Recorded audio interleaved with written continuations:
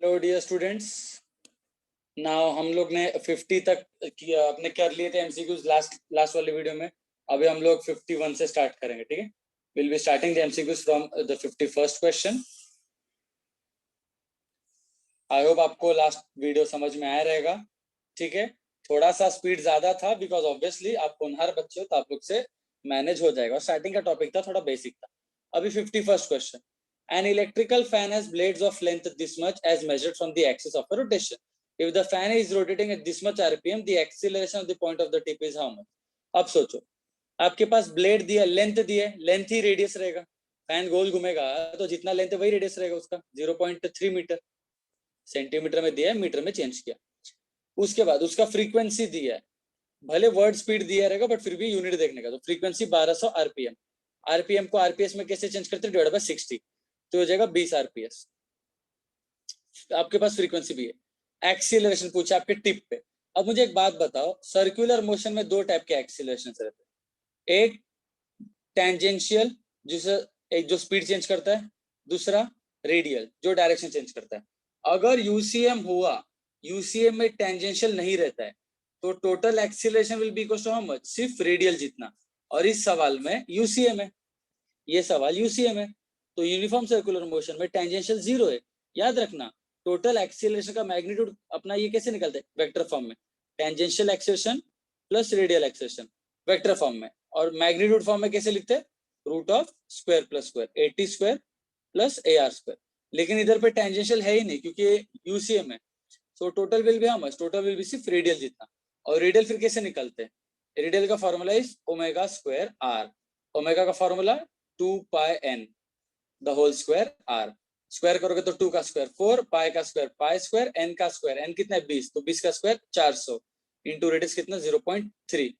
इसको मल्टीप्लाई मारने का आंसर आ जाएगा।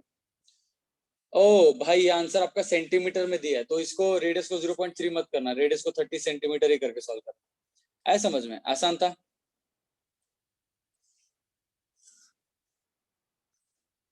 देखते हैं कहाँ पे क्या लॉजिक लगाना है अभी। Next question. The angular speed in revolution पर minute needed for a centrifugal. अभी देखो वर्ड बोला एंगुलर स्पीड, लेकिन थोड़ा सा सोचो, भले एंगुलर स्पीड बोला, ढूंढने को क्या बोला है? आरपीएम। दैट मीन्स इन लोग ने स्पीड नहीं पूछा है, इन लोग ने फ्रीक्वेंसी पूछा है। और हम लोग को जो फ्रीक्वेंसी मिलता है वो आरपीएस में मिलता है। आरपीएस को आपको कन्वर्ट करना पड़ेगा आरपीएम में। कैसे करने का देखते हैं। सबसे पहले डेटा देखो क्या है। एक्सीलरेशन दिया है, एक्सीलरेशन वो कितना है? 1000 जी के जितना। That means 1000 into ji is 10, तो 1 2 3 0 4 0 10⁻⁴ मीटर पर सेकंड पर ये एक्सीलरेशन। रेडियस कितना दिया है? 10 सेंटीमीटर। 10 सेंटीमीटर मतलब 10/100 विच इज 0.1 मीटर, या फिर 10⁻⁻1 मीटर, जो अच्छा लगे। अब एक्सीलरेशन का फॉर्मूला क्या होता है? Omega square r. Acceleration is 10⁻⁴ which is equal to omega square into radius. Radius is कितना? 10⁻⁻1। 10⁻⁻1 इधर भेजो, डिवीजन में जाएगा। अगर नहीं समझा तो नो प्रॉब्लम, 10⁻⁻1 मत बनाओ। ये रेडियस कितना दिया आपको? 10 सेंटीमीटर दिया ना, सेंटीमीटर को मीटर में चेंज करो, 10/100। 1 0 गया, इसको एक 10 दे दो तो 10⁵ हो जाएगा। ये ओमेगा स्क्वायर है, तो omega will be how much? Root of 10⁵ बराबर ना। आपको ओमेगा ढूंढना है क्या? नहीं, आपको फ्रीक्वेंसी ढूंढना है, तो ओमेगा का फॉर्मूला यूज करेंगे। खैर वो बात की बात है। तो omega will be root of 10⁵, उसको मैं ऐसे लिखूंगा 10 इंटू 10⁴। ये 5 0 है ना, 5 0 में से एक 0 अलग बनाऊंगा और 4 0 अलग लूंगा, तो 10⁴ का रूट हो जाएगा 10⁻², और इधर पे रूट ऑफ 10 बचेगा। Root of 10 is how much? Root of 10 is almost equals to 3.14, मतलब पाई के जितना। Almost, almost not exact but almost pi के जितना है, तो पाई इंटू 100 ये ओमेगा हो जाएगा। बट ओमेगा का फॉर्मूला क्या होता है? ओमेगा का फॉर्मूला होता है 2 पाई एन। 2 पाई एन, तो पाई पाई कैंसल, 2 उधर भेज दो, तो n will be equals to 100/2 which is equals to 50। Answer match नहीं हो रहा है, क्यों? क्योंकि दिस इज आरपीएस, मतलब एक सेकंड में वो 50 राउंड बना रहा है। तो आपके पास तो आरपीएम दिया ना, तो एक मिनट में वो कितना बनाएगा? तो into 60, 50 into 60, 300 RPM.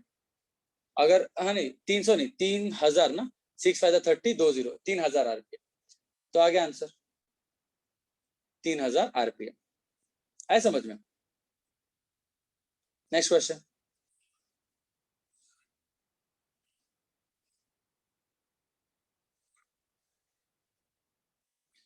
An aircraft executes a horizontal loop of radius this much with a steady speed of this much. Ratio of centripetal acceleration to gravity. Centripetal by gravity. बस ये करने का है। सेंट्रीपिटल का फॉर्मूला क्या होता है? v²/r whole divide by gravity. v कितना है? 900। 900 को चेंज कर दो मीटर पर सेकंड बना के इंटू 5/18 करके, ठीक है, 18 5 50, ये 250 हो जाएगा। तो 250 का स्क्वायर अपॉन r इंटू जी। r कितना है? r कितना है? 1 किलोमीटर मतलब 1000, और जी कितना? 9.8। जी को 10 ले लो, चलो जी को 10 लो, इसको स्क्वायर करना है। 25 का स्क्वायर हो गया, फिर 625, 1 0 का स्क्वायर 2 0, नीचे 1000 इंटू 10, 1 1 1 1 2 0 से अभी बाकी 6.25 आंसर आ गया, ठीक है, बी ऑप्शन। नेक्स्ट।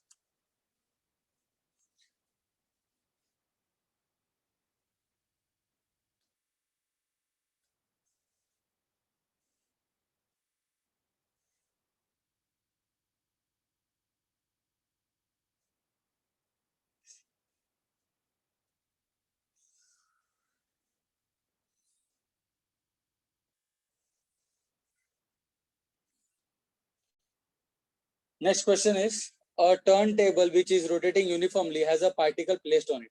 एक टेबल है, अभी 54 अच्छा सवाल लग रहा है मुझे, आई डोंट नो, देखते हैं। एक टेबल है जिसपे कि एक a turntable is rotating uniformly and particle उसके ऊपर रखा है। As seen from the ground, the particle goes in a circle with speed of this much and acceleration this much. Speed दिया है आपको 20 सेंटीमीटर पर सेकंड, स्पीड, ये speed दिया है, और एक्सीलरेशन दिया है 20 सेंटीमीटर पर सेकंड स्क्वायर। ये कौन सा एक्सीलरेशन है? ये रेडियल एक्सीलरेशन है। क्यों? क्योंकि मेरे को दिख क्या रहा है, ये यूसीएम है, तो यूसीएम में टेंजेंशियल नहीं रहता है, एक ही बचा सिर्फ रेडियल। अब उसके अंदर क्या बोल रहे हैं? The particle is now shifted, देखो, the particle is now shifted to a new position where the radius is half of the original value. अब सोचो, अब क्या किया इन लोगों ने? इन लोगों ने रेडियस को डिक्रीज किया, कैसे? हाफ करके। The new value of speed and acceleration. अब भाई, अब v का फॉर्मूला क्या होता है? v is equal to omega into are. Omega is constant, तो v is directly proportional to r. Radius half हो गया ना, तो वेलोसिटी भी हाफ हो जाएगा। तो पहले वेलोसिटी 20 था, अब वेलोसिटी कितना आएगा? 10, तो 40 तो गया, ऑप्शन सी और डी गया। अब बचा ऑप्शन ए और बी, उसमें से कौन सा राइट है? तो एक्सीलरेशन का फॉर्मूला, एक्सीलरेशन का formula is omega square into are, omega square into r. यहाँ पे बहुत लोग के दिमाग में डाउट आएगा, सर v² नहीं लेने का क्या? v भी चेंज हो रहा है ना, तो आपको हेडेक हो जाएगा। उससे बेटर एक्सीलरेशन का formula is omega square into are. Omega is constant. Why omega is constant? Table थोड़ी ना चेंज हो रहा है, टेबल तो वही है, सिर्फ उसके ऊपर आपके पार्टिकल का लोकेशन अलग है, बट टेबल तो वही है। तो एंगुलर वेलोसिटी सेम, तो acceleration is directly proportional to r. तो एक्सीलरेशन भी डायरेक्टली प्रोपोर्शनल है, एक्सीलरेशन भी डायरेक्टली प्रोपोर्शनल है। दैट मीन्स अगर रेडियस कम तो एक्सीलरेशन भी कम ना, लॉजिकली सोचो ना। तो आंसर इज, रेडियस अगर आपका कम हुआ है तो एक्सेलेरेशन भी कम हुआ है, रेडियस हाफ हुआ है ना, तो एक्सेलेरेशन भी हाफ हो जाएगा। तो आंसर इज ऑप्शन ए। आए समझ में? नेक्स्ट।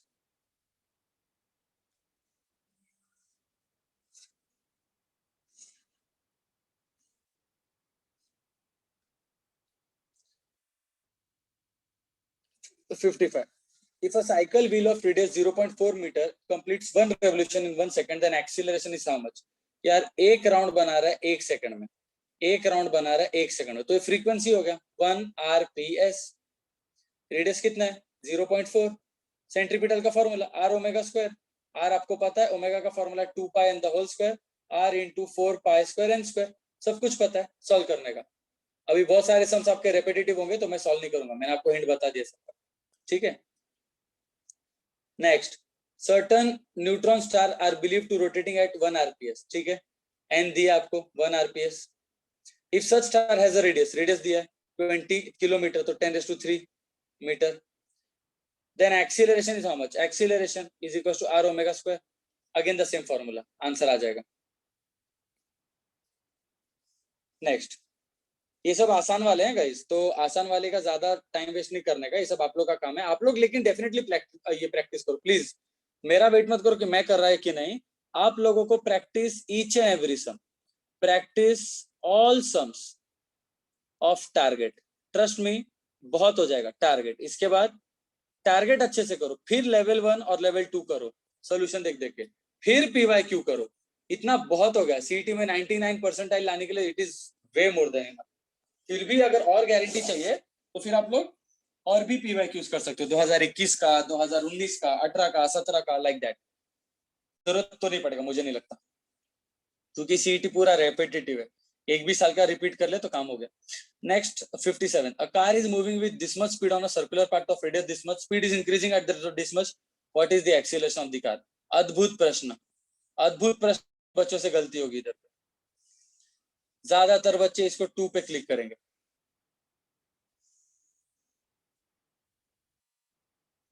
ज्यादातर बच्चे इसको 2 पे क्लिक करेंगे, तो 2 is the wrong answer. Why 2 is the wrong answer? क्योंकि मैंने आपको सिखाया है सर्कल में 2 एक्सीलरेशन रहते हैं, एक टेंजेंशियल एक सेंट्रीपिटल। सेंट्रीपिटल तो हमेशा प्रेजेंट रहता है, centripetal is always present no matter what, and tangential may or may not. अब यहाँ पे देखो आपको क्या दिया है, आपको दिया है कि इट स्पीड इज इंक्रीजिंग, ये वर्ड देखो स्पीड इज इंक्रीजिंग, तो इनके बोलने का मतलब है स्पीड इंक्रीज हो रहा है। तो स्पीड किसके से इंक्रीज होता है, टेंजेंशियल से कि सेंट्रीपिटल से? तो टेंजेंशियल से। तो टेंजेंशियल कितना दिया है, 2 ना, टेंजेंशियल 2 दिया है। आपको क्या निकालना है, आपको सेंट्रीपिटल निकालने का, उसका formula v square by r. V कितना है 30, तो 30 का स्क्वायर 900, रेडियस कितना 500, डिवाइड करो 9/5, ये सेंट्रीपिटल मिल गया, टेंजेंशियल मिल गया आपको, सेंट्रीपिटल मिल गया। निकालना क्या है, निकालना टोटल है। अब सबको पता है सेंट्रीपिटल टेंजेंशियल दोनों 90 डिग्री पे, तो टोटल कैसे निकालूंगा मैं, root of square plus square, 80 square plus AR square. तो रूट ऑफ टेंजेंशियल का स्क्वायर कितना होगा 4, और सेंट्रीपिटल का स्क्वायर कितना होगा 9/5। 9/5 को स्क्वायर किया तो कितना होता है, 9/5 मतलब कितना 1.8 ना, 1.8 का स्क्वायर किया तो कितना होता है 3.24, तो 3.2 ऐड किया तो इसका फिर 7.2 के आसपास आता है। 7.2 का स्क्वायर रूट क्या आता है, दैट इज इक्वल टू 7.2 का 25 का स्क्वायर होता है 625, तो 2.5 का 6.25, ये 2.6 के आसपास आंसर है, 2.6 2.7 आंसर मिल गया। Next, a car is moving along a circular road, speed दिया है, रेडियस दिया है, स्पीड इंक्रीज हो रहा है ये रेट से, what is the resultant acceleration? बहुत सिंपल, स्पीड ये हिसाब से बढ़ रहा है, स्पीड ये हिसाब से बढ़ रहा है, तो ये टेंजेंशियल हो गया। सेंट्रीपिटल फिर कैसे निकालेंगे, वी स्क्वायर बाय आर, 2 20 का स्क्वायर हो जाएगा, फिर 400/10 40, ये हो जाएगा 40, ये हो जाएगा 30, तो 30 और 40 का नेट कितना निकलता है, root of square plus square, 30 और 40 का, एक इधर एक इधर, सेंट्रीपिटल मिला कितना 40, टेंजेंशियल मिला कितना 30, नेट कितना मिलेगा, root of square plus square, root of 40 square plus 30 square, which is equal to 50। ये ट्रिपलेट्स है ना रे, ये ट्रिपलेट्स है, तो आंसर आ गया। आ रहे समझ में, आई होप सबको समझ में आ रहा है। भाई साहब मुझे तो क्या ही बोलूं अब मैं, कहाँ तक पहुंचे हम लोग, 58 तक पहुंचे ना। काश अभी ये वाले बैच में 100 हो जाए यार, फिर ये 100 होएगा 12:30 1 बज जाएंगे ये करते करते। फिर नेक्स्ट आगे के बैचेस का मैं कल बनाऊंगा, मतलब 100, मतलब 100 से लेके 200 के बीच में जो MCQs है वो कल रिकॉर्ड करूंगा। सॉरी फॉर दैट कि आपके टेस्ट से पहले पूरा रिकॉर्ड नहीं कर पाया, बट क्या ही कर सकते हैं यार, लेक्चर्स होते हैं ना। बट नो वरीज, आप लोग बाद में प्रैक्टिस कर सकते हो, और हमेशा वीकेंड्स दे दो बैकलॉग्स के लिए प्लीज, ठीक है। Backlog should be compulsorily done on weekends, चाहे जो हो जाए, वीकेंड्स पे बैकलॉग्स होने ही चाहिए। अगर वीकडेज में भी टाइम मिल रहा है तो बहुत अच्छी बात है। Next 59, two particles A and B are located at a distance RA and RB respectively from the center of rotating disk, such that RA is more than RB.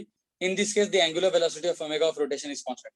यार ओमेगा इज कांस्टेंट, ओमेगा आपको constant बोला है, तो acceleration का formula क्या होता है, omega square R, omega is constant, तो एक्सीलरेशन डायरेक्टली प्रोपोर्शनल हुआ।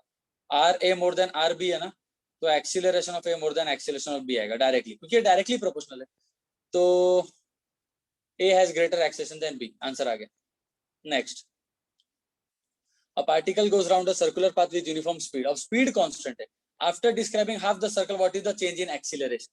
यार ये UCM है, UCM में कौन सा एक्सेलरेशन रहता है, सिर्फ रेडियल, और रेडियल एक्सेस का फॉर्मूला क्या रहता है, वी स्क्वायर बाय आर। इधर पे radial will be v square by r, half circle के बाद कितना रहेगा, इधर पे भी वी स्क्वायर बाय आर। तो चेंज कितना होगा, जीरो होगा क्या, नहीं, वी स्क्वायर बाय आर इधर से लेके इधर पे आया, तो चेंज कितना, एक वी स्क्वायर बाय आर है, एक minus v square by r, तो चेंज कितना, v square by r minus of minus v square by r, which is 2 v square by r. Direct answer 2 v square by r, B option. Next, AR and AT represent radial and tangential, then motion of the particle is UCM। भाई भाई भाई, मैंने तो ये lecture में सीखा है। UCM का मतलब है कि स्पीड सेम रहना चाहिए, स्पीड सेम रहना चाहिए मतलब स्पीड चेंज नहीं होना चाहिए, मतलब टेंजेंशियल जीरो। और गोल घूमना चाहिए ना, गोल घूमने को क्या लगता है, गोल घूमने के लिए रेडियल लगता ही है, तो रेडियल रहना चाहिए, मतलब radial should not be zero, radial should not be zero, radial must be present. ये ऑप्शन राइट हो सकता है, ये दोनों रॉन्ग हो सकता है। अब इसमें से आपको बोला है कि स्पीड शुड बी सेम, तो टेंजेंशियल मस्ट बी, तो option C is the correct option. Next, I hope जागे होंगे बच्चे, रात तक बैठ के पढ़ने की आदत अब डाल लो, मेहनत तो करना पड़ेगा भाई, तो ही स्कोर आता है। सीईटी में हम लोग ने भाई रात के 1-1, 2-2 बजे तक बैठ के पढ़ा है। मेरा तो एक्चुअली आदत हुआ था लास्ट में, मैं कैसा कि डे टाइम का बंदा हूँ, मेरे को सिर्फ दिन में पढ़ाई होता है, बट सीईटी के टाइम मैं रात के 12, 12:30, 1 तक जागा हूँ। रात के 1 बजे सो के मैं सुबह के 5 बजे उठा हूँ, 4 आवर्स, ऐसा बहुत बार किया है। और दोपहर को 2 घंटा सो जाता था, बट बहुत यूजफुल होता है, बहुत यूजफुल होता है, शांति से पढ़ाई होता है रात को भी और सुबह भी। मेरा सुबह भी एक अच्छा सेशन होता है पढ़ाई का, रात को भी एक अच्छा सेशन होता था। Next MCQ, a body is revolving with a constant speed along a circle, if its direction of motion is reversed but the speed remains same, then which of the following statement is true। भाई देखो, एक body है जो गोल घूम रहा है, उसके direction को मैंने रिवर्स किया बट स्पीड सेम है, then which of the following is true। the centripetal force will not suffer to change in magnitude, the centripetal force will have its direction reversed, the centripetal force will suffer the change in direction, the centripetal force would be doubled। थोड़ा सा सोचो, मैंने क्या किया, वो particle पहले ऐसे गोल घूम रहा था, मैंने बाद में वो पार्टिकल को ऐसे गोल घुमाया, बट सेम रखा है, सेंट्रीपिटल एक्सीलरेशन मैंने सेम रखा है, स्पीड सेम है ना, v सेम है, तो सीधी बात है रेडियल या सेंट्रीपिटल एक्सीलरेशन भी सेम रहेगा, तो सीधी बात है फोर्स भी सेम रहेगा, फोर्स का मैग्नीट्यूड सेम रहेगा, the centripetal force will not suffer any change in magnitude. ये ऑप्शन राइट रहेगा इसका, ऑब्वियसली, लॉजिक समझ रहे ना, ये ऑप्शन राइट रहेगा इसका। बाकी बी में क्या प्रॉब्लम है, the centripetal force will have its direction reverse, नहीं, सेंट्रीपिटल फोर्स का डायरेक्शन का संबंध ही नहीं, सेंट्रीपिटल हमेशा टुवर्ड द सेंटर होता है, आप ऐसे घूमो या फिर आप ऐसे घूमो, वो हमेशा ऐसे होता है, तो ये रॉन्ग है, वो चेंज नहीं होगा। The centripetal force will suffer the change in direction, wrong. The centripetal force will be double, wrong, तो option A is the right option. A cylindrical vessel partially filled with water is rotated about its vertical axis, तो सीधी बात है equally नहीं होगा, side से ज्यादा rise होगा corner से। अ कार ऑफ मास, देखो मास दिया है, सर्कल पे गोल घूम रहा है, स्पीड दी है, और it is turned by 90 degree after travelling 600 metre, 660 metre, then the centripetal force is how much. अब सोचो, वो कार 90 डिग्री से टर्न हुआ, 660 मीटर जाके, 660 मीटर गया, 660 मीटर ट्रैवल किया, 90 डिग्री का उसका मोशन हुआ यहां से यहां तक, the centripetal force is how much. अब सोचो ना भाई, स्पीड कितना है, स्पीड कितना है, स्पीड है उसका 10 metre per second, centripetal force का formula m v square by r। मास पता है क्या, मास पता है, v पता है, v पता है, r पता है, नहीं r नहीं पता, तो r में कैसे ढूंढूंगा, r में कैसे ढूंढू, तो यार देखो ना, s is equals to theta into r, ये पता है ना, s is equals to theta into r, ये कितना डिस्प्लेसमेंट है, 660 है ना, 660 है, तो ये 660, थीटा कितना, थीटा 90 डिग्री मत लेना, मार खाओगे, रेडियन में लेने का, 90 डिग्री है, डिग्री को रेडियन में कैसे बनाते हैं, इंटू पाई बाय 180 से, which is nothing but pi by 2 angle, तो angle is pi by 2 into radius, तो radius will be how much, 660 into 2 कर दो, 660 इंटू 2 बाय पाई, ये रेडियस हो जाएगा, मिल गया रेडियस, इधर को उठा के डाल दो, तो force will be equals to mv square by r, mass कितना 840, v का स्क्वायर, v कितना 10, तो v का square 100 divide by radius, radius कितना है 660 इंटू 2 डिवाइड बाय पाई, पाई ऊपर चला जाएगा, 1 0 कट, 2 1 जा, 2 4 20 जा, इसको सॉल्व करने का आपको 420 इंटू 10 डिवाइडेड बाय 66 इंटू ऊपर पाई आ जाएगा। इसको सॉल्व करने का आंसर आ जाएगा। ठीक है, इसको सॉल्व करने का आंसर आ जाएगा। पाई को 22/7 कर दो, पाई को 22/7 कर दो। 7 1 जा 7, 6 जा 42, 60 हो जाएगा। 6 10 जा 6 6 जा 6 हो जाएगा। ठीक है, तो 10 इंटू 10 100 हो गया, और ऊपर बचा 22 और नीचे बचा 6। 22 और 6 के लिए 2 11 जा 2 3 जा, तो ये हो जाएगा ऑलमोस्ट 1100। 1100 बाय 3, 3 3 जा 9, 10 11 2 3 7 ऑलमोस्ट 370 के आसपास आएगा, if I am not wrong. Almost देख लेना जो भी आएगा। Next, a body of mass m performs UCM along circular path of radius r with velocity v, its angular momentum is L, then its centripetal force is how much? यार centripetal force का formula m v square by r। मेरे को इधर पे L चाहिए ना, तो मैं क्या कर रहा, m v square by r है ना, इंटू ये अपने, अरे ये तो अपने इसका है, ये PYQ का सवाल है, अपने बुकलेट में था। एक और m से मल्टीप्लाई कर दो। क्यों? एंगुलर मोमेंटम का फॉर्मूला इज mvr। मैं अगर स्क्वायर किया तो क्या आएगा, L square will be equal to m square v square r square. v square तो पहले से था, m स्क्वायर नहीं था, एक m था, तो एक m मल्टीप्लाई डिवाइड कर दो। और r स्क्वायर चाहिए था, ऊपर तो r स्क्वायर था ही नहीं, तो एक r स्क्वायर ऊपर दे दो, एक r स्क्वायर नीचे दे दो। m into m will become m square, v square as it is, r square as it is, नीचे क्या बचेगा, m into r square, mr cube. अब ये हो जाएगा L स्क्वायर, ये हो जाएगा L स्क्वायर, तो L square by mr cube answer आ गया। L square by mr cube B option.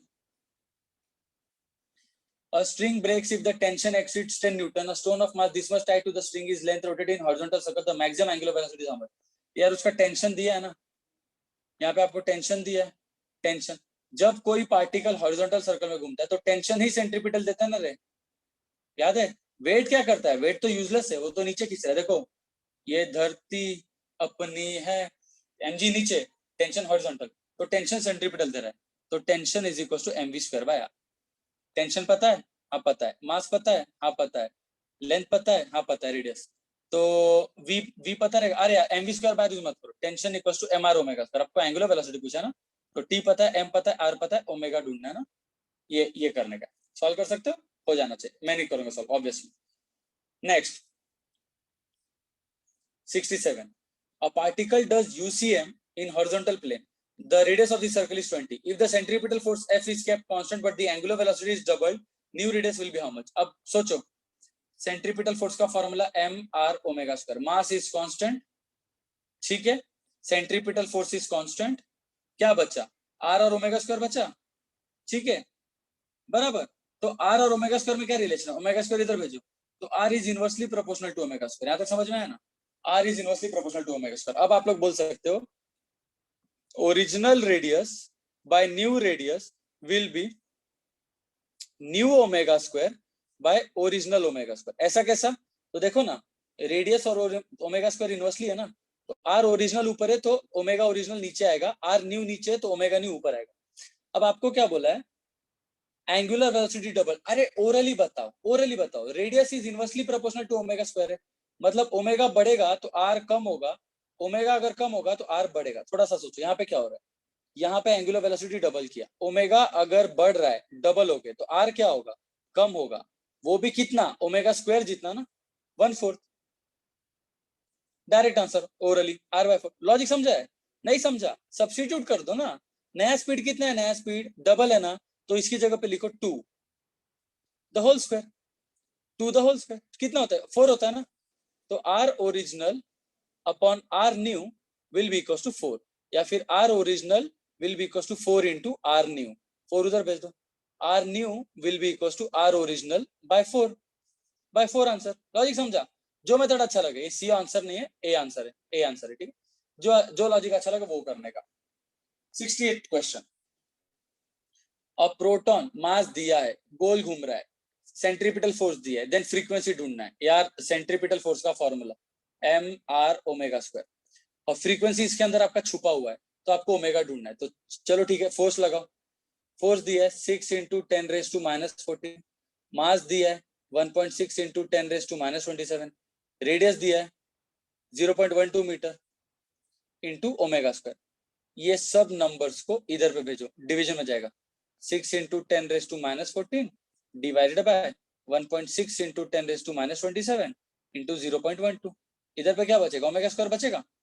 ठीक है, अब जुगाड़ करो, -27 ऊपर भेजो तो +27, -14 +27 इज 13, तो 6/1.6 इंटू 0.12 इंटू 10⁻13, इधर पे आएगा ओमेगा स्क्वायर। अपने को स्क्वायर रूट लेना है ना, अपने को स्क्वायर रूट लेना है, तो एक काम करो ना बॉस, एक काम करो, देखो नंबर का जुगाड़ बहुत आसान। सबसे पहले एक जीरो इसको दे दो, पहले तो एक जीरो इसको दे दो, बस एक जीरो दे दो, तो ये हो जाएगा 60 इंटू 10⁻12 बचेगा, नीचे का बचेगा 1.6 इंटू 0.12, और ये हो जाएगा ओमेगा स्क्वायर। बराबर है। अभी क्या करो, सुनो ध्यान से सुनना, नीचे वाले को 1/10 दे दो और इसको भी 1/10 दे दो, मतलब नीचे 100 दिया तो ऊपर भी 100 देना पड़ेगा, तो ओमेगा स्क्वायर विल बी ये 60 एज इट इज, ये 100 दोगे तो 10⁻14 हो जाएगा, और नीचे का बचेगा 16 इंटू 1.2। 1.2 तो ऑलमोस्ट 1 के जितना ही है, तो इसको 1 ही समझ लो, 1 ही समझ लो। ओमेगा विल बी व्हाट, इसका स्क्वायर रूट, ये पूरे का square root, omega will be ये पूरे का स्क्वायर रूट, 60/16 इंटू 10⁻14। ठीक है, अब ये क्या करेंगे अपन, 16 का स्क्वायर रूट 4 होता है, 10⁻14 का स्क्वायर रूट 10⁻7 होता है, और 60 का स्क्वायर रूट क्या होगा, 7 7 49 ऑलमोस्ट, क्योंकि देखो ना ये 12 था ना ऑलमोस्ट, 12 5 60, ये 500 हो जाएगा, ये 50 हो जाएगा एक्चुअली, ये 50 का रूट हो जाएगा, ये 1.2 है ना, 1.2 इंटू 50 ये होता है 60, तो ये आपका 50 हो जाएगा। तो 50 का स्क्वायर रूट क्या होता है, अरे इसको 49 तो ले सकते हो ना, 49 का स्क्वायर रूट 7 होता है, तो एंगुलर वेलोसिटी मिल गया आपको 7/4 इंटू 10⁻7, ये एंगुलर वेलोसिटी। बट आपको एंगुलर नहीं पूछा, आपको फ्रीक्वेंसी पूछा है, तो फ्रीक्वेंसी कैसे निकालेंगे, ओमेगा इक्वल्स टू 2πn, या फिर n will be equals to omega by 2π, तो ओमेगा को 2π से डिवाइड कर दो, मतलब 7/4 इंटू 10⁻7 है ना, इसको 2π से डिवाइड कर दो। ठीक है, तो ये हो जाएगा 7/8 पाई इंटू 10⁻7। अब ऑप्शन में तो 10⁻6 दिख रहा है, तो एक 10 इसको दे दो, तो ये हो जाएगा 70/8 पाई इंटू 10⁻7। अब डिवाइड कैसे करना है यार, ये तो आपको आना चाहिए।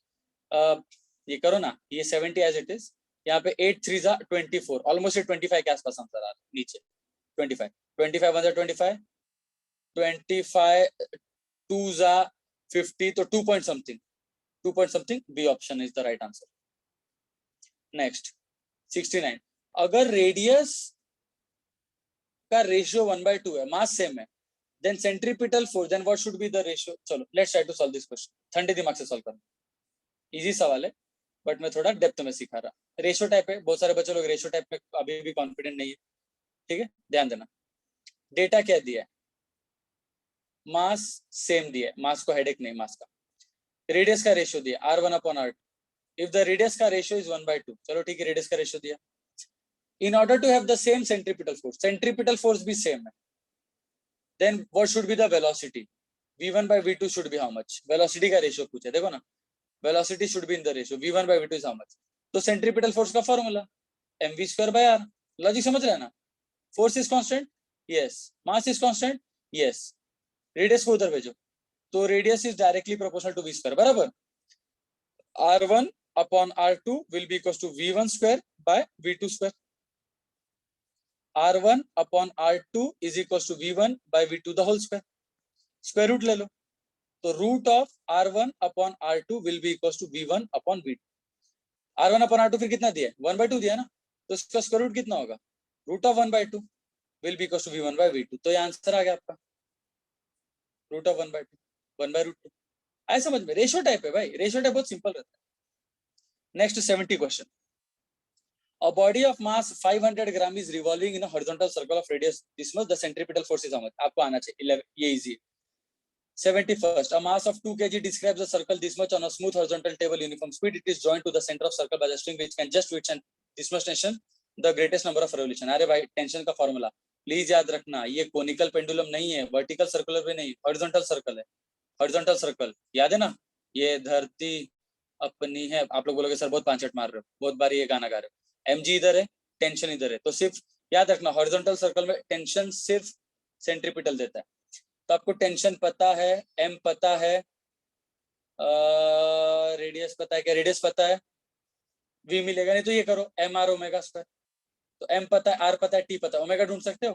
फिर ओमेगा ढूंढो, फिर उसके बाद ओमेगा का फॉर्मूला 2 पाई n करो, 2 पाई उधर भेजो, तो omega by 2 pi will be equal to n मिल जाएगा। ये n आपका आरपीएस में होगा, आपको आंसर आरपीएम में है, तो क्या करने का लास्ट में इंटू 60 करने का, कर देना, आंसर आ जाएगा। जो वर्ड नहीं समझा है प्लीज वीडियो को 10 सेकंड रिवाइंड करके देखो, बुद्धि चलाओ थोड़ा। 70 second. A particle performs UCM motion in horizontal plane, वापस horizontal plane. The radius of the circle is this much, radius दिया है, सेंट्रीपिटल फोर्स दिया है, काइनेटिक एनर्जी ढूंढना है। ओ, काइनेटिक एनर्जी का फॉर्मूला क्या होता है? काइनेटिक एनर्जी का फॉर्मूला होता है half m we square. M पता है? नहीं पता। वी पता है? नहीं पता है। वी भी नहीं पता, एम भी नहीं पता, तो क्या करेंगे? सेंट्रीपिटल फोर्स का formula m we square by r बराबर। फोर्स पता है? हाँ पता है। आर पता है? हाँ पता है। तो एम वी स्क्वायर ढूंढो ना, एफ इंटू आर कर दो, F into r will be equal to M we square. कितना है एफ? एफ इज 10, आर कितना है? 0.2, 20 सेंटीमीटर ना, 0.2, तो this is 2 newton, force is 2 newton which is equal to M V. तो M V is 2, kinetic will be how much? Kinetic will be half of M we square, but M we square तो मिल गया मेरे को, 2 है, so half of 2 which is equal to 1 joule. D answer. Clear है? हो गया 70 second. कितना देर हो गया भाई लेक्चर चालू के? 36 मिनट। 36 मिनट में मैंने 22 सम सॉल्व किए। प्रभु प्रभु प्रभु थोड़ा और फास्ट, 100 तक अपने को पहुंचना है आज। 100 तक कितना? अरे भाई बहुत सारे क्वेश्चन है इसमें, तो अच्छे अच्छे भी क्वेश्चन। ठीक है, तो लल्लू क्वेश्चंस स्किप करेंगे अपन, ठीक है गाइस? लल्लू क्वेश्चंस अपन स्किप करेंगे।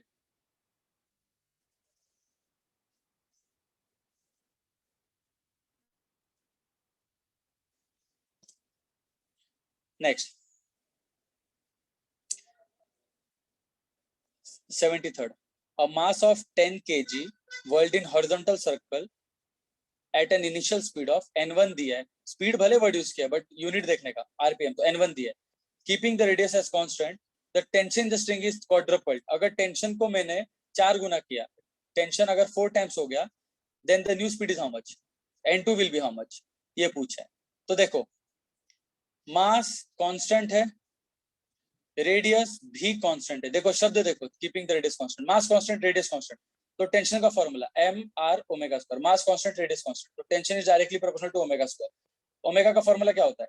2 pi N the whole square, 2 is constant, pi is constant, तो tension is directly proportional to N square. ये आंसर आया डायरेक्ट।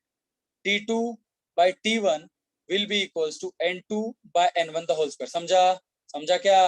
अरे समझा क्या? बहुत इजी है, tension is directly proportional to N square ना, तो T2 by T1 equals to N2 by N1 whole square. आपको क्या ढूंढना है? आपको T2 T1 ढूंढना है या N2 N1 ढूंढना है? तो आपको N2 N1 ढूंढना है। आपके पास N1 पता है, T2 पता है, T1 पता है, N2 ढूंढना है। T2 कितना है? T2 कितना है? 4 गुना ना, T2 कितना आपका? 4 गुना हो गया बराबर। तो T2 अगर आपका 4 गुना हो गया, तो इधर पे लिखो 4 times T1, T2 is 4 times T1 by T1 will be equals to N2 by N1 the whole square. T1 T1 cancel, 4 answer आ गया। This is N2 by N1 the whole square. Square root ले लो, तो N2 by N1 will be how much? Square root ले लो तो 2 आ जाएगा, तो N2 will be double of N1।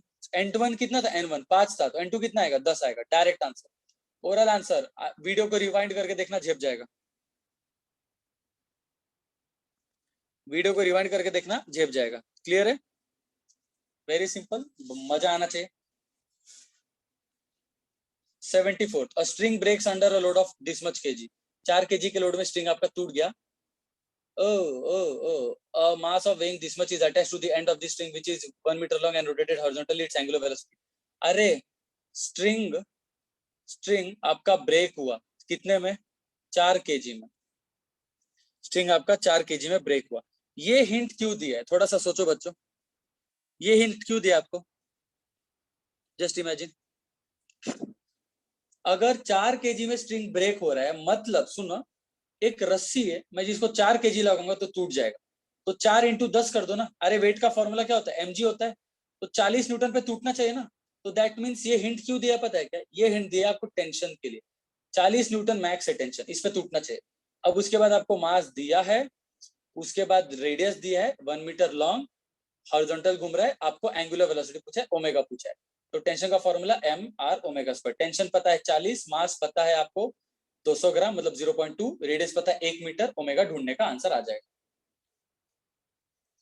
फिर उसके बाद a particle moves along a circle of radius this much with a constant tangential acceleration on this much, its velocity of particle is this much at the end of 2 revolution, then the tangential acceleration is how much?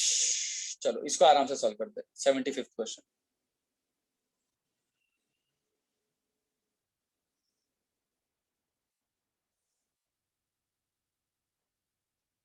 Seventy fifth question आराम से solve करते हैं, ठीक है। कैसा scene है कि एक पार्टिकल है जो कि सर्कल में गोल घूम रहा है, रेडियस दी है आपको 20/π मीटर, ठीक है, नो प्रॉब्लम। कांस्टेंट टेंजेंशियल, तो टेंजेंशियल एक्सेलरेशन है, कांस्टेंट है। If the velocity of the particle is 80 metre at the end of the second revolution after motion has begun, तो आपका initial velocity u, initial velocity is how much? 0, final velocity is how much? 80 metre per second. इतने velocity के change होने को अपना फिर कितना time लगा? 2 राउंड लगा। Eight the end of the second round ना 2 राउंड लगा, मतलब डिस्टेंस फिर कितना ट्रेवल किया रहेगा? डिस्टेंस विल बी 2 राउंड्स ना, 2 into 2πr। खैर अब देखते कि क्या जुगाड़ करना है, ये तो समझा रहेगा। Initial velocity 0, final velocity this much, radius is this much. आपको बोला था tangential acceleration is, tangential acceleration का फॉर्मूला क्या होता है?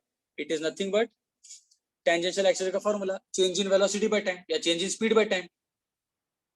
और एक अच्छा टेक्निक है इसके लिए, टेंजेंशियल एक्सीलरेशन का ये तो सबको पता है, अल्फा इंटू आर। टेंजेंशियल का फॉर्मूला सबको पता है, अल्फा इंटू आर, बराबर। तो 80 will be alpha into R. What is alpha? Omega 2 minus omega 1 by T into R. R को अंदर ले लो, तो 80 विल बी अब सोचो जरा, 80 विल बी आर अंदर लोगे तो omega 2 into R minus omega 1 into R by T. तो tangential acceleration will be nothing but v minus V by T. Basically वही लॉजिक है। v2 पता है? हाँ पता है। v1 पता है? हाँ पता है। शॉर्ट किधर पे बना? शॉर्ट टी पे बना।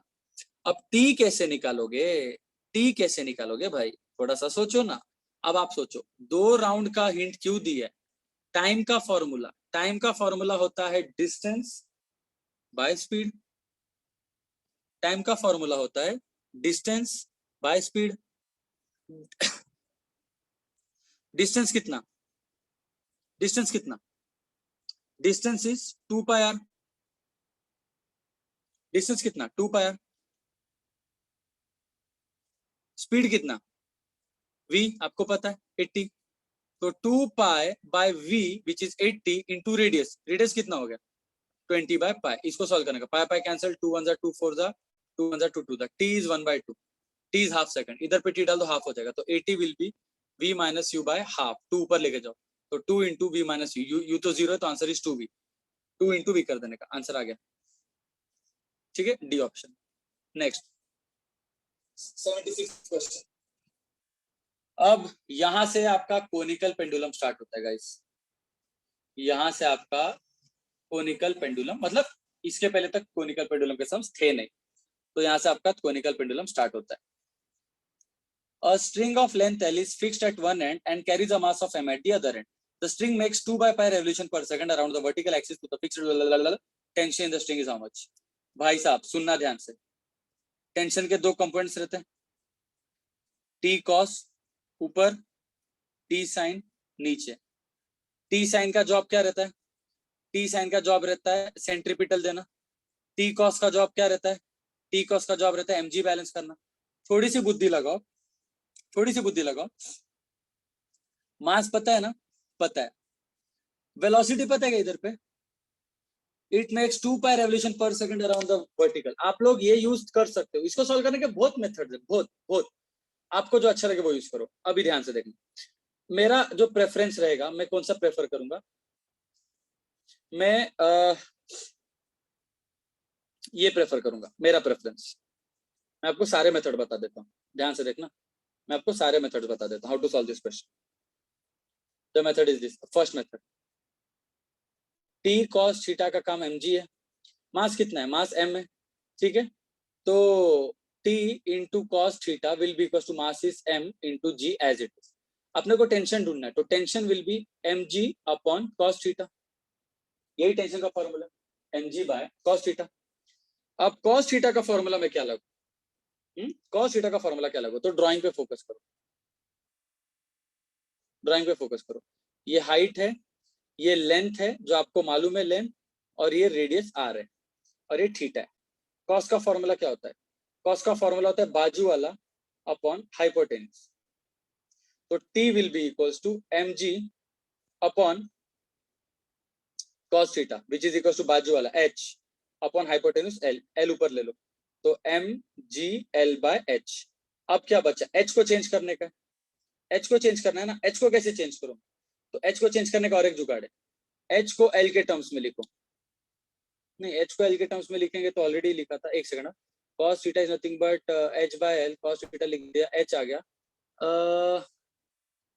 h को l के टर्म्स में वापस लिखेंगे तो h विल बी, नहीं नहीं नहीं, mg cos cos cos, और एक शॉर्ट क्या कर सकते हैं अपन इधर r के टर्म्स में लिख सकते हैं, फिर r और इसमें रिलेशन लगा सकते हैं। भाई ये थोड़ा सा हेडेक का काम हो जाएगा, कर सकते हैं बट थोड़ा सा हेडेक का काम हो जाएगा। एक काम करते, एक काम करते, एक काम करते, इनका डेटा थोड़ा यूज करते, रुको जरा, रुको रुको रुको, थोड़ा झोल करते, झोल नहीं, इनका डेटा यूज करते। इनका डेटा क्या दिया देखो जरा, क्या डेटा दिया है, 2 pi revolution, sorry 2 by pi revolution बना रहा है, कितने देर में, 1 सेकंड में, तो ये फ्रीक्वेंसी हो गया ना, 2 बाय पाई रेवोल्यूशन पर सेकंड, फ्रीक्वेंसी मिल गया। उसके बाद लेंथ एल स्ट्रिंग का वगैरह वगैरह वगैरह, तो टेंशन का फॉर्मूला आप, सॉरी ये टी साइन थीटा सेंट्रीपिटल दे रहा है ना, टी साइन थीटा सेंट्रीपिटल दे रहा है, तो सेंट्रीपिटल एम वी स्क्वायर की जगह M are omega square use करो, T sine theta equals to M are omega square, यहां तक समझ में, T sine theta equals to M are omega square.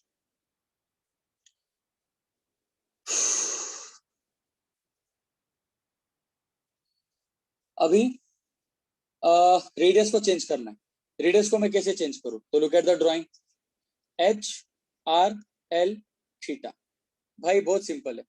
Radius अगर आप देखोगे ना, तो देखो साइन थीटा का फॉर्मूला देखो, साइन थीटा का फॉर्मूला क्या, opposite upon hypotenuse R by L, तो टी इंटू साइन थीटा की जगह आर बाय एल लिख दो, which is equal to M are omega square, R R cancel हो गया, T is equal to M L omega square, सिर्फ omega को substitute करो, ओमेगा कितना है, ओमेगा का फॉर्मूला होता है 2 pi N, which is equal to 2 pi into N कितना है, 2 बाय पाई, 2 बाय पाई, तो पाई पाई उड़ा दो, तो ओमेगा कितना है, ओमेगा आ गया 4, ओमेगा आ गया 4, ओमेगा स्क्वायर कितना आएगा 16, तो 16 ml आंसर है, आ गया आंसर 16 ml।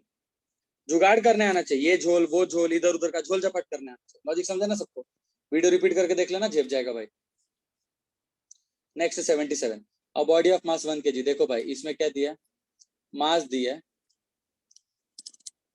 एक सेकंड, यहाँ पे बहुत मस्कीटोज इतना उड़ रहे हैं आसपास, बहुत दुख दे रहे हैं मुझे। आपके पास मास दिया है, one and of the string is revolving in horizontal circle, radius दिया है 3 rps, फ्रीक्वेंसी दिया है, assume the effect of gravity negligible, then the linear velocity, acceleration and tension, v ढूंढने बोला है, एक्सेलरेशन ढूंढने बोला है, टेंशन ढूंढने बोला है, बहुत आसान। v का formula is omega into are, omega का formula 2 pi N into R, 2 पता है, पाई पता है, एन पता है, आर पता है, v मिल जाएगा। एक्सीलरेशन आर ओमेगा स्क्वायर, ये भी कर सकते, आर पता है, ओमेगा पता है, मिल जाएगा। उसके बाद tension M we square by, tension क्या होता है, tension is nothing but mass into acceleration, तो tension is m into A, सिर्फ मास से मल्टीप्लाई कर दो, आंसर आ जाएगा, tension equals to m into A. In fact बिना आप लोग ये पेन से सॉल्व कर सकते हो, देखो ना, मास कितना है 1 kg ना, तो tension will be equals to m into A, mass 1 है तो tension will be equals to A जितना, 35 ये राइट हो सकता है, 45 राइट हो सकता है, 50 है, अरे बाप रे सारे मैच हो रहे। खैर फिर क्या करने का, तो आपको v निकालना पड़ेगा, v तीनों जगह पे अलग है, option A, option B, option C, तीनों जगह अलग है, तो बस v निकाल दो, v is equal to omega into are, omega is 2 pi n into R, तो 2 पाई n कितना दिया है, n दिया है 3 rps, और रेडियस कितना दिया है, रेडियस कितना दिया है 0.1 मीटर, सो 3 to the 6 0.65, मतलब 0.6 इंटू 3.14, 6 3 18, 0.18 के आसपास आएगा, आगे आंसर ऑप्शन है 78। Application of UCM. On a railway curve, the outside rail is laid higher than the inside one, so that the resultant force exerted on the wheels of the rail car by the tops of the rail will have a horizontal inward component, be vertical, equilibrate the centripetal force and be decreased. इसका logic क्या रहेगा? यार अपन उठाते क्यों है? हाँ, अपन banking of road करते क्यों है? ऑब्वियसली बात है, सेंट्रीपिटल फोर्स मिलने के लिए, बराबर ना? ये क्यों करते अपन? सेंट्रीपिटल फोर्स निकलने के लिए। तो द लॉजिक इज कि जब अपन उठाते हैं ना, तो उसमें एक हॉरिजॉन्टल कंपोनेंट होता है। The resultant force exerted on the wheels of the rail car by the tops of the rails wheel, it will have a horizontal component. अभी देखो रेल ऐसे, रेल ऐसे, तो इधर पे जो व्हील रहेगा उस पे नॉर्मल इधर लगेगा, इधर पे जो व्हील रहेगा उस पे नॉर्मल इधर लगेगा। नॉर्मल के दो पार्ट्स ले लो, हॉरिजॉन्टल भी कंपोनेंट रहेगा, वर्टिकल भी कंपोनेंट रहेगा। हॉरिजॉन्टल जो कंपोनेंट उसका उसका काम क्या होता है? हॉरिजॉन्टल कंपोनेंट का काम होता है सेंट्रीपिटल देना। याद रखना, बैंकिंग ऑफ रोड में मैंने सिखाया था, नॉर्मल वाकड़ा, फ्रिक्शन वाकड़ा।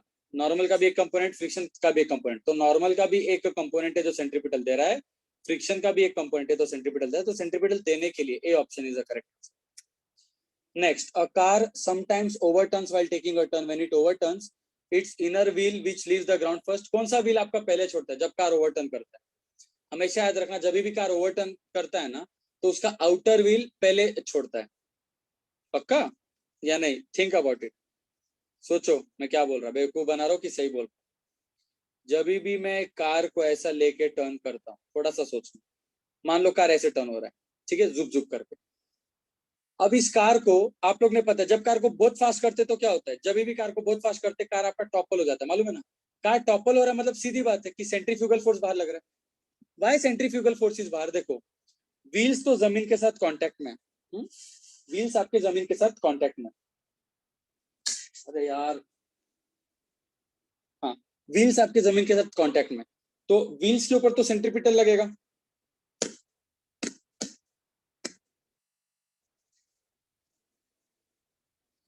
व्हील्स के ऊपर आपका फ्रिक्शन लगेगा, व्हील्स पे फ्रिक्शन लग रहा है, बट कार के बाकी मटेरियल पे फ्रिक्शन नहीं लग रहा ना। तो व्हील्स अंदर जाएंगे बट कार का मटेरियल पे बाहर का धक्का लगेगा, जिससे कार टॉपल हो जाएगा। तो कार टॉपल होने में बताओ कि अंदर वाला सबसे पहले कांटेक्ट ब्रेक करेगा या बाहर वाला सबसे पहले कांटेक्ट ब्रेक करेगा? आप लोग सोचो, आपको समझ जाएगा answer. Which is the logic? थोड़ा सोचोगे तो आपको आंसर आ जाएगा। Which wheel will leave the ground first, the inner wheel या द आउटर व्हील या बोथ व्हील्स साइमल्टेनियस? ठीक है, इतना पता रहना चाहिए आपको। आंसर इनर है। 18. A train is moving towards north. At one place, it turns towards northeast. Here we observe that the radius of the curvature of outer rail will be greater than the radius of the curvature. यार जब भी north east में वो गोल घूम रहा है, ये north है, ये ईस्ट है, तो ये ऐसे टर्न हो रहा है, तो आउटर व्हील का रेडियस इनर, ये सब कुछ टाइम पास सवाल है, इग्नोर करो, ये सब आपको आना चाहिए। यहाँ पे देखो अगला सवाल, 100 kg car is moving with maximum velocity. Mass दिया है, वेलोसिटी दिया है, रेडियस दिया है, maximum force of friction. Friction का फॉर्मूला क्या होता है? Root of mu M G, friction का फोर्स। ये फ्रिक्शन का फॉर्मूला होता है क्या? देखो जरा, जब कार रोड पे टर्न लेता है, friction is giving you the centripetal, तो friction equals to mv square by, ये होता है। म्यू एम जी एक्चुअली यहाँ पे रहता है, एक्चुअली नॉर्मल जो है ना, नॉर्मल, नॉर्मल आपको mg को बैलेंस करता है। Normal is equal to mg जितना, and friction is equal to mu into normal जितना एक्चुअली। तो फ्रिक्शन का और एक फॉर्मूला है म्यू एम जी, रूट में नहीं होता ये, friction is equal to mu M G. But उससे बेटर आप लोग ये बोल सकते हो कि फ्रिक्शन यहाँ पे क्या कर रहा है? फ्रिक्शन यहाँ पे आपको सेंट्रीपिटल दे रहा है। एम पता है, वी पता है, आर पता है, डायरेक्टली फ्रिक्शन का formula mv square by answer आ जाएगा। ठीक है, हर मेथड से मतलब सोचने आना चाहिए खाली आपको। ये भी हो गया। देन 83, ये था ना? हाँ, a car of mass 1000 kg, यही था, एक सेकंड, ये 82 83। मास दिया है, अगला सवाल, मास दिया है, स्पीड दिया है, और it turned through 90 degree after travelling 471 metre. यार बहुत सिंपल है, थीटा पता है और एस पता है, तो थीटा और एस से आर निकालने का। सोचो ना, हमको पता है S is equal to theta into R. S कितना है? एस कितना है? एस है 471 मीटर, और थीटा कितना है? Theta is equal to 90 degree which is equal to pi by 2 into R. तो इससे आर मिलेगा। तो आर पता है, एम पता है, वी पता है, क्या ढूंढने का है आपको? सेंट्रीपिटल फोर्स ढूंढने का, M we square by R, directly answer आ जाएगा। आर का वैल्यू मत ढूंढना, आर को बस टर्म्स में लिखो, 471 इंटू 2 बाय पाई। आर मिल गया, इधर पे डाल दो, M we square by R. R कितना है? 471 इंटू 2 बाय पाई, पाई ऊपर लेके जाओ और सॉल्व कर दो, आंसर आ जाएगा। Next, a motorcyclist moves around a circular track with a certain speed and leans at an angle of θ1. If he doubles its speed, then he has to lean by an angle of how much? सोचो, हमको formula पता है, ध्यान से देखना. v is equals to root of rg tan theta. मालूम है ना, मैंने आपको सिखाया था. रोड पे साइक्लिस्ट को टिल्ट क्यों होना पड़ता है? रोड पे साइक्लिस्ट को टिल्ट क्यों होना पड़ता है? अगर टिल्ट नहीं होगा तो सेंट्रीफ्यूगल बाहर गिरा देगा. सेंट्रीफ्यूगल को बैलेंस करने के लिए वेट काम करता है. मैंने सिखाया था. वो टिल्टिंग एंगल का फॉर्मूला क्या है? सेम फॉर्मूला जो कि आपका कोनिकल पेंडुलम का, v equals to root of rg tan theta. तो v square by rg will be equals to tan theta. ये लॉजिक है. tan theta equals to v square by rg. अभी speed change किया but बाकी सब same है. ये same है. तो tan theta is directly proportional to v square. तो tan of θ2 by tan of θ1 will be v2 square by v1 square. v2 कितना है? v2 इज डबल ना, double of v1. v2 is double of v1, तो square करोगे तो कितना आएगा? 4 गुना. तो tan of θ2 will be equal to 4 गुना of tan of θ1. tan of θ2 is 4 गुना द tan ऑफ θ1. आए समझ में? इजी था. Next MCQ.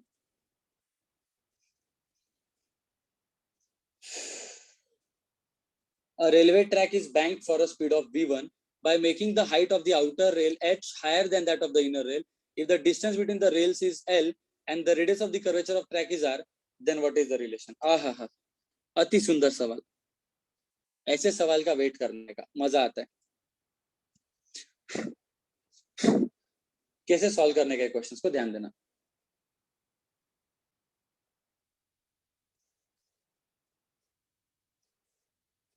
ये सीईटी में अच्छे लेवल के क्वेश्चंस में आते हैं, तो ढंग से करने का.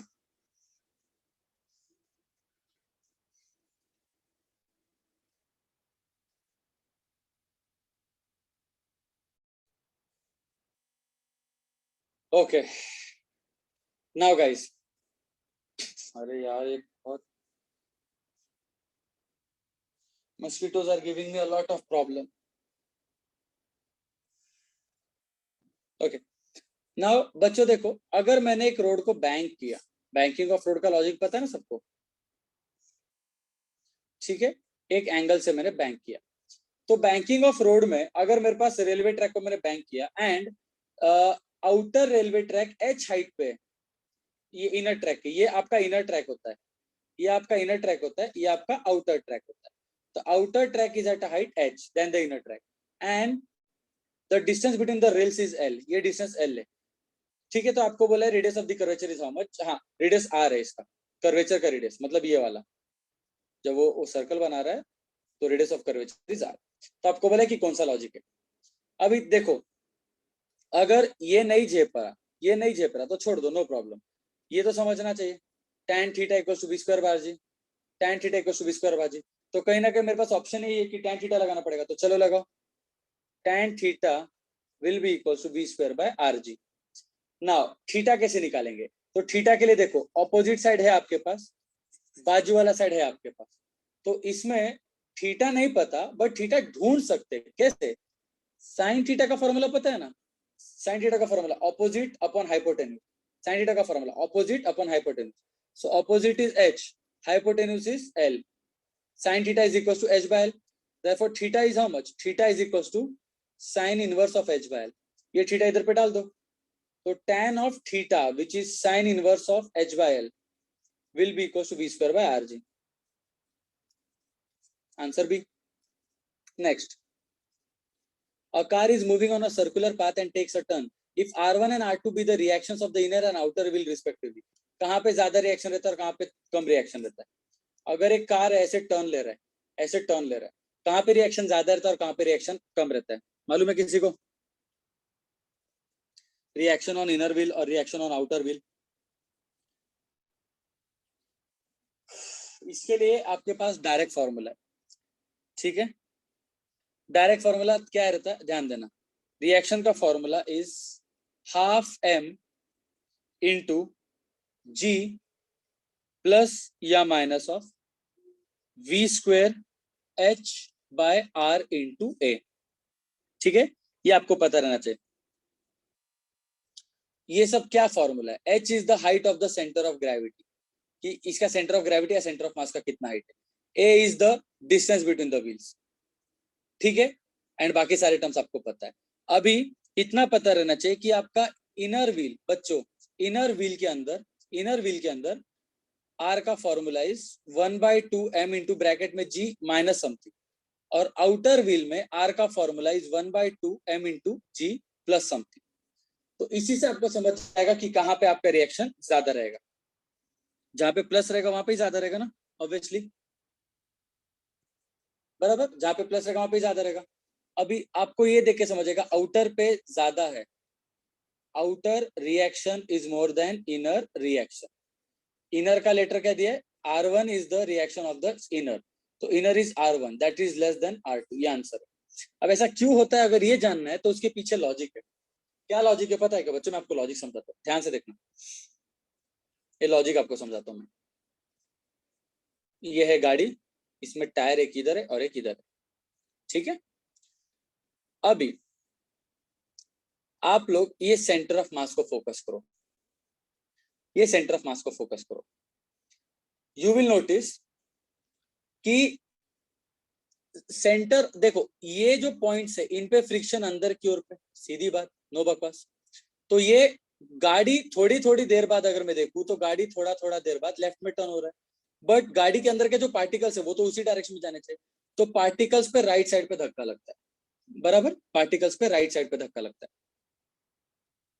नाउ यू कैन डायरेक्टली से कि सर जब इस पे ये सेंट्रल पार्टिकल पे राइट साइड पे धक्का लगेगा तो ये इसको एंटी क्लॉकवाइज में घुमाने की कोशिश कर रहा है, और जब इसको एंटी क्लॉकवाइज में घुमाने की कोशिश कर रहा है तो दैट मीन्स यहाँ पे, हाँ ध्यान से देखना बच्चों, यहाँ पे ऑलरेडी ये इसको उठाने की कोशिश कर रहा है, ऑलरेडी उठाने की कोशिश कर रहा है।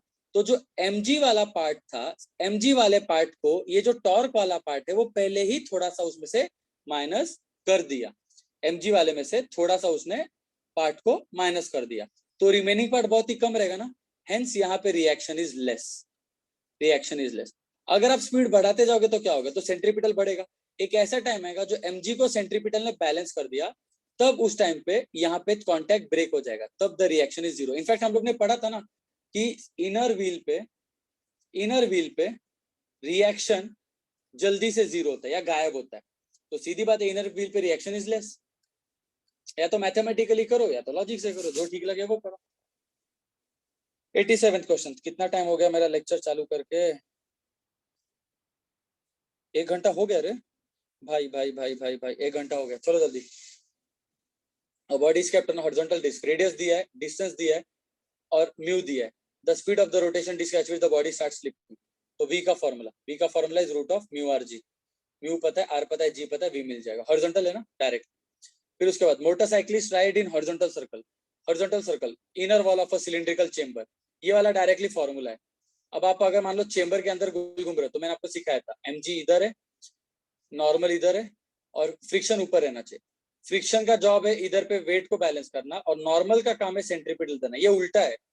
हॉरिजॉन्टल रोड पे अलग रहता है, हॉरिजॉन्टल रोड पे mg इधर रहता है, फ्रिक्शन इधर रहता है, नॉर्मल इधर रहता है। हॉरिजॉन्टल रोड में याद रखना नॉर्मल का काम होता है mg को बैलेंस करना, फ्रिक्शन का काम होता है सेंट्रीपिटल देना। यहाँ पे उल्टा है, यहाँ पे उल्टा है। इसीलिए यहाँ पे वेलोसिटी का फॉर्मूला होता है root of mu R G, यहाँ पे वेलोसिटी का फॉर्मूला रहता है root of R G by mu. ये क्यों आया, रेशियो लेके करो ना, फ्रिक्शन का काम mg को बैलेंस करना, नॉर्मल का काम mv स्क्वायर को बैलेंस करना, दोनों का रेशियो ले लो, mv स्क्वायर बाय आर को ऊपर लिखो और mg को नीचे लिखो, will be equals to mv square by R को ऊपर लिखा नॉर्मल अपॉन फ्रिक्शन। फ्रिक्शन क्या रहता है, फ्रिक्शन म्यू इंटू नॉर्मल रहता है ना, नॉर्मल नॉर्मल उठ गया, मास उठ गया, v square by R G is equals to 1 by mu, तो मिल गया v equals to root of R G by mu. Logic समझा ना। 88 हो गया direct formula. 89, a bend in a level road has a radius of 10 meter, the maximum speed with which the car turning this bend without skidding। आपका skidding वाला part आप लोग ये छोड़ सकते हैं, कोई प्रॉब्लम नहीं है, बट फिर भी अगर आपको सीखना है तो मैं आपको ये आंसर इसका मैं सिखा देता हूँ।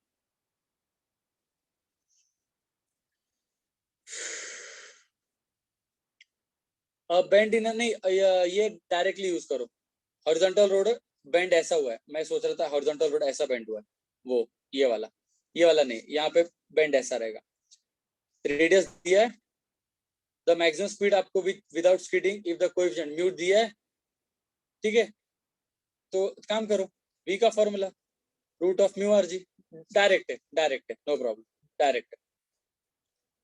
Next 90, when the road is dry and the coefficient of friction is mu, the maximum speed is this much.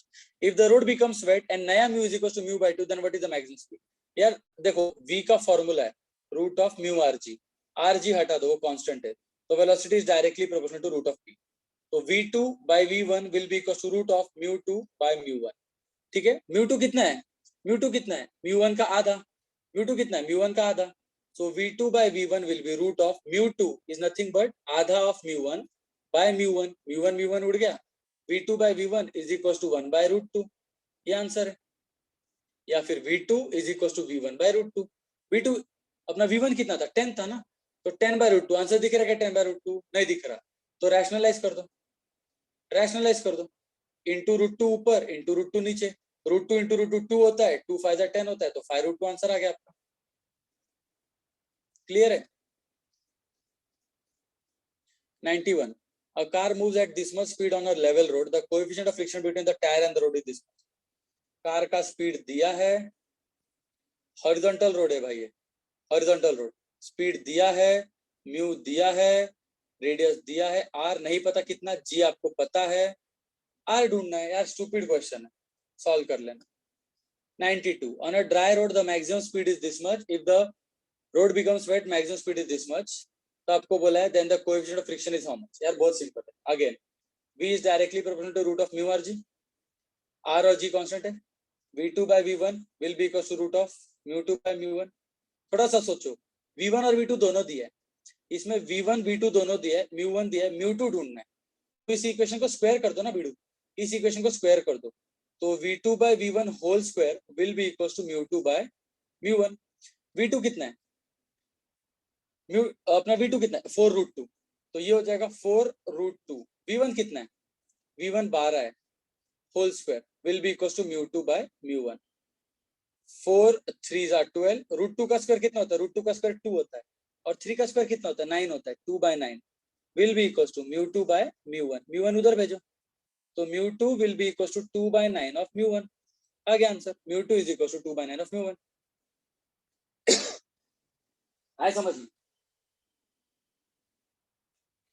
Next 93, भाई भाई भाई इतना लंबा सवाल ही है कि रीड करके मैं थक जाऊं। A crate of egg is located in the middle of the flat bed of a pickup truck as the truck negotiates an unbanked curve in the horizontal road है, unbanked है ना, horizontal, the curve may be regarded as an arc of circle, radius दिया है, coefficient of friction between them is given, v आपको ढूंढना है। ए यार क्या लंबा चौड़ा सवाल, लंबा है बट आंसर स्टूपिड है। Next, the maximum frictional force between the tyre of the car and the road is this much, ये फ्रिक्शनल फोर्स है, फ्रिक्शनल फोर्स कितना है 0.5 mg।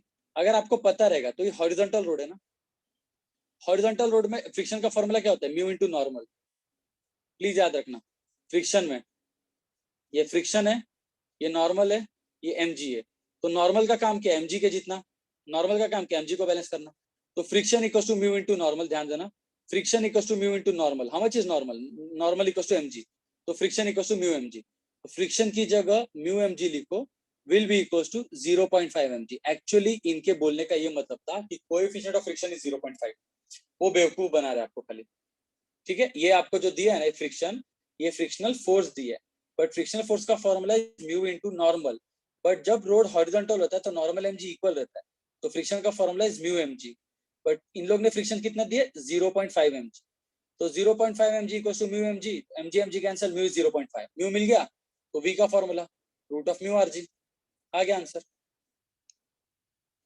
Next, a railway line is banked with an angle of this much, ये theta दिया है, the height of the outer rail over the inner rail if the distance between the two rail is this much। अब भाई सोचो ना, ये h l theta, sine theta का formula क्या होता है, साइन थीटा का फॉर्मूला होता है h by l, sine theta का फॉर्मूला h by l,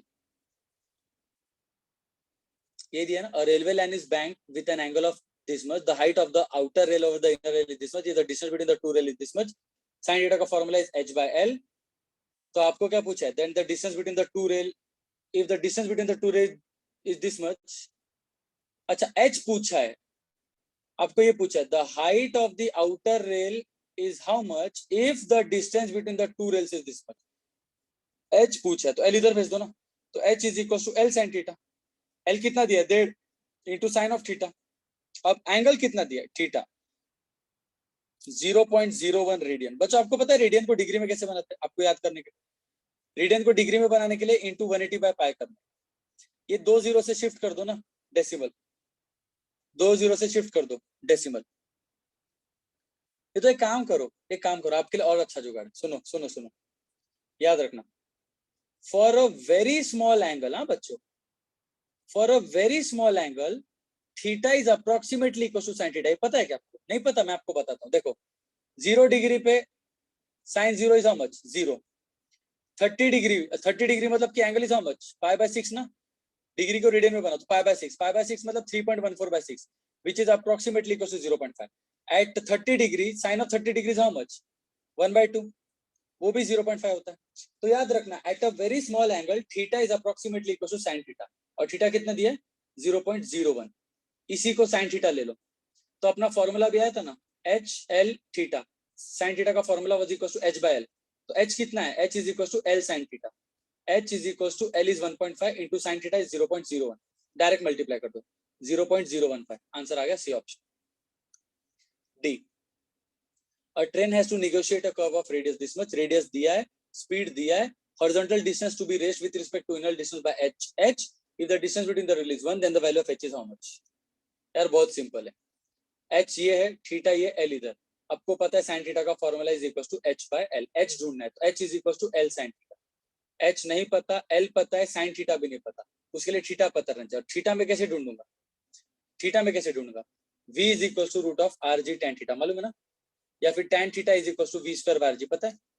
तो इस फॉर्मूले से टेन थीटा निकालो, v कितना दिया 72 किलोमीटर पर आवर, तो 72 इंटू 5 बाय 18 कर दो, 18 फोर जा 72, 5 फोर जा 20, v इज 20। तो tan theta is equal to 20 का square is 400 by radius, radius कितना दिया है 400, ये भी 400, और g कितना दिया है, g कितना दिया है, g कितना है 1 है, तो 400 400 cancel, tan theta is equal to 1/10, ठीक है, tan theta is equal to 1/10। अगर आप यहाँ पे देखोगे, यहाँ पे अच्छे से फोकस करना, बहुत इंपॉर्टेंट चीज बता रहा हूं मैं, ध्यान से सुनना।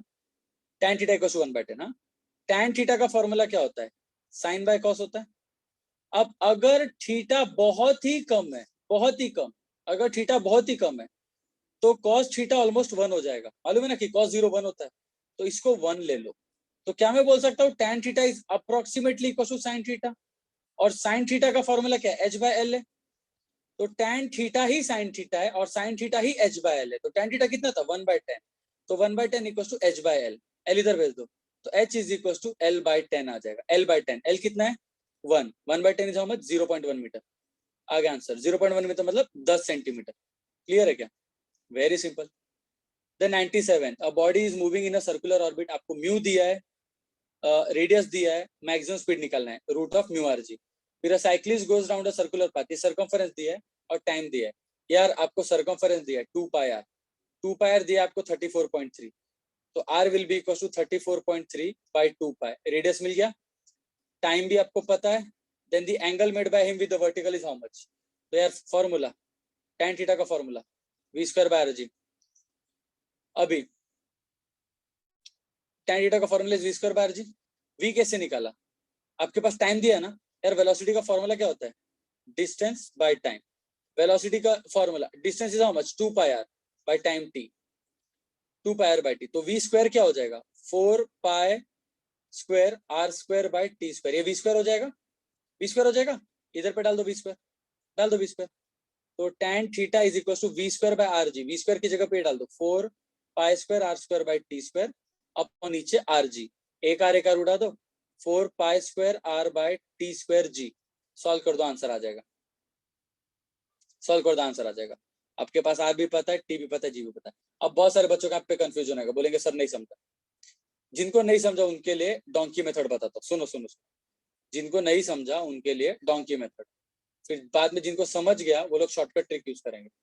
एक होता है डोंकी मेथड आम जिंदगी, और एक मेंटोस जिंदगी। देखो भाई लॉजिक ऐसा है, आपको एंगल निकालने का, tan थीटा का फॉर्मूला होता है v स्क्वायर बाय आर जी। आपके पास डेटा क्या दिया है? डेटा दिया है आपको सरकमफरेंस 2 पाई आर, वो कितना दिया है? 34.3 सेंटीमीटर सरकमफरेंस दिया है। टाइम दिया है, टाइम कितना है? Root of 22 seconds. वेलोसिटी का फॉर्मूला होता है distance by time. Distance is 343 34.3। क्यों? Distance is what? सरकमफरेंस ना दे। डिस्टेंस क्या होता है? अरे भाई डिस्टेंस तो सरकमफरेंस होता है ना, 2 पाई आर। डिस्टेंस क्या होता है? 2 pi R, that is circumference divide by time कितना? Root of 22। ये मिल गया v। हमको क्या चाहिए? v चाहिए क्या? हमको v स्क्वायर चाहिए। तो tan theta is equal to v square, that is 34.3 by root of 22 the whole square divide by R g. R कितना है? आर कितना है यार? आर नहीं पता तो आर इससे निकालना पड़ेगा, कोई दिक्कत नहीं, इससे आर निकालो ना। आर कितना आएगा? 34.3 बाय 2 पाई। तो आर की जगह पे नीचे आर की जगह पे लिखूंगा मैं 34.3 by 2 pi R into ji is 10। इस इक्वेशन को खाली सॉल्व करने का, तो होल स्क्वायर कर दो। तो 34.3 इंटू 34.3 आएगा ऊपर इसका, नीचे ये रूट ऑफ 22 का square is 22 whole divide by नीचे 34.3 इंटू 10, ठीक है, डिवाइडेड बाय 2 पाई। 2 पाई को ऊपर भेज दो, तो 34.3 इंटू 34.3 इंटू 2 पाई और नीचे 34.3 इंटू 10। एक 34.3 एक 34.3 कैंसल, इसको सॉल्व करना है खाली। 34.3 इंटू 2 पाई बाय 10 क्या आएगा देख लेना भाई, ठीक है, सॉल्व कर लेना इसको।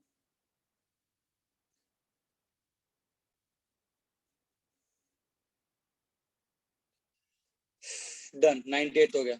99 an aircraft execute horizontal loop, speed दिया है, एंगल दिया है, रेडियस ऑफ द लूप निकालने का। tan theta equals to v square by r g. tan theta equals to v square by r g. आपको r ढूंढना है, r इधर tan थीटा इधर, तो r is equals to v square by tan theta. और मैंने आपको बोला कि tan theta is approximately equals to sin theta and sin theta is approximately equals to theta. sin theta is approximately equals to theta. सिर्फ theta जो 12 degree में उसको radian में बनाओ, पाई बाय 180 से मल्टीप्लाई करके, इतना याद रखना, नहीं तो शॉर्ट हो जाएगा। तो r is equal to v square by g into tan theta, और tan theta is nothing but almost with theta only. तो r is equal to v square, v is 150 into 150 by g is 10 into theta कितना है? Theta is 12 degree, 12 into pi by 180, 0 0 cancel, 18 ऊपर भेज दो। तो r will be 150 into 18 by 12 into पाई। 6 2 जा 12, 6 3 जा 18, ये हो जाएगा 3.14। अप्रोक्स आंसर निकाला, अप्रोक्स। तो 3.14 और 3 ऑलमोस्ट 1 हो जाएगा। 150 का स्क्वायर कितना होता है? 225, दो जीरोस मिल गया, इसको 2 से डिवाइड करने का है। 2 1 जा 2, 2 1 जा 2, 2 2 जा 4, 1125 मीटर, 1125 मीटर। इसको 3 जीरो से डिवाइड कर दो, तो 11.2 किलोमीटर। 11.2 के आसपास का number 10.6, that is the answer. समझा क्या? समझा क्या? Next question. Radius of this curvature of road. Radius of the curved road on the national highway is this much r. Width of the road is l. The outer edge of the road is rate h with respect to inner edge, so that the car with velocity v passes. The value of h is how? बहुत simple. tan theta का formula v square by r जी। अगर angle बहुत ही कम है तो tan theta को मैं बोल सकता हूँ sin थीटा, और sin थीटा को मैं बोल सकता हूँ h बाय l। कैसे? ये थीटा है, ये l है, ये h है, बराबर ना? तो sin theta is equals to l by h, sorry h by l। तो इधर पे tan theta is nothing but sin theta, और sin theta is nothing but h by l। तो इसकी जगह पे h बाय लिखूंगा, h by l will be equals to v square by r g. मेरे को क्या ढूंढने का? मेरे को h ढूंढना है, l इधर भेजो। h is equals to v square by r g into l। v square l by r g, v square l by r g किधर है? v square l by r, C option. Finally inner piece. तो कितना time लगा मुझे ये सब कुछ solve करने में? ऑलमोस्ट सवा घंटा लग गया भाई। लास्ट वाले में 1 घंटा लगा था, इसमें सवा घंटा लगा। चलो कोई ना, सेशन एंड होता है, मिलते हैं अगली बार। Tata bye bye.